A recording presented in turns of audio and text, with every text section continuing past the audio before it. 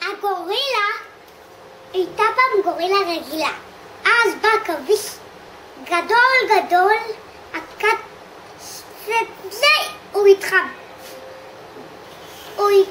הוא התחבר העכביש וזהו. אז עכשיו מתחיל הסרט. אני גורילה עכביש!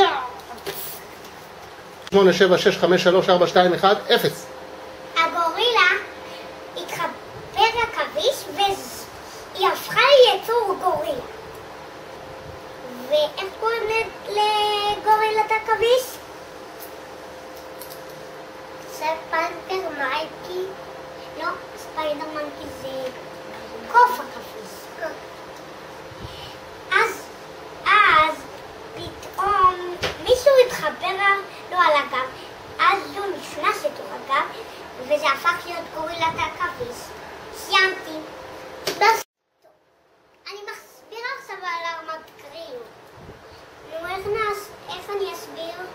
ארמדגריו הפך להיות ארמדגריו חללי. היו לו כאילו ידיים כאלה שגותחות את האדמה, והוא היה יכול לפוצץ רעים. הסוף. איזה יצור אני בוחר? אותו. טוב. הנמר פעם היה נמר רגיל.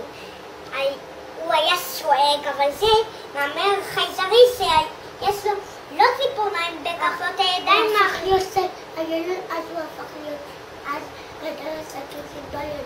אז גדל לו סכינים בידיים. והסוף. שלי סיפור ממש טוב.